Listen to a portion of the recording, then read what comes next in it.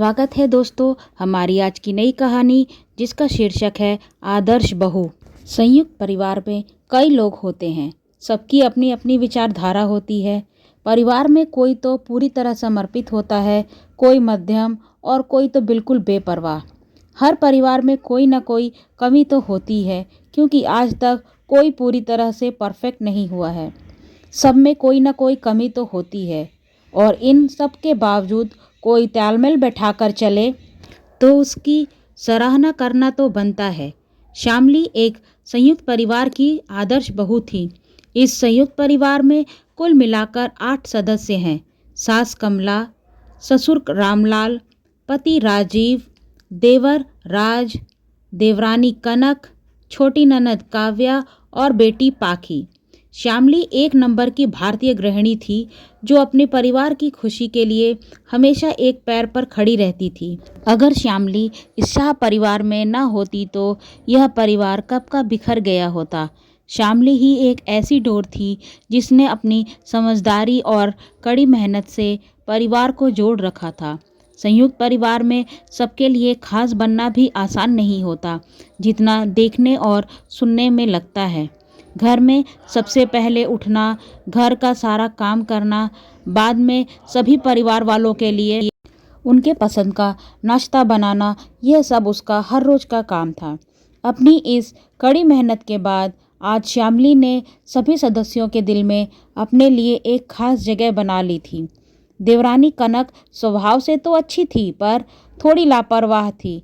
वह श्यामली की तरह झटपट काम तो नहीं कर पाती थी, पर उससे जितना हो सकता था वह करती थी। श्यामली के ससुराल में उसकी सास कमला देवी की सरकार चलती थी।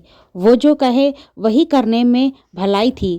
श्यामली की बेटी अभी 5 साल की थी, सुबह स्कूल जाती थी और ननद कॉलेज।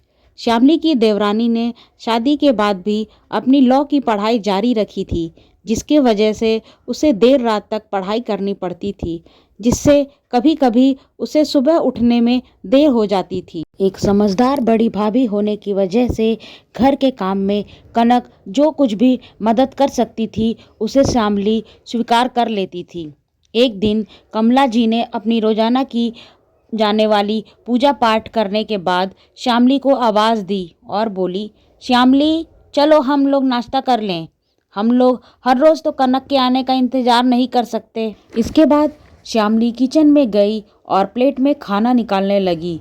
तभी उसे अपनी शादी के शुरुआती दिनों में होने वाली इसी तरह के व्यवहार की यादों ने आ घेरा कि कैसे उसे कभी सुबह उठने में देर हो जाती तो उसकी सास मुंह फुला लेती और धीरे धीरे कुछ भुनभुनाती रहती। गुस्से में वह उसे अपने साथ खाने को भी नहीं बोलती थी तो उसे कितना बुरा लगता था। इसलिए श्यामली नहीं चाहती थी कि कोई और भी ऐसी परिस्थिति से गुजरे।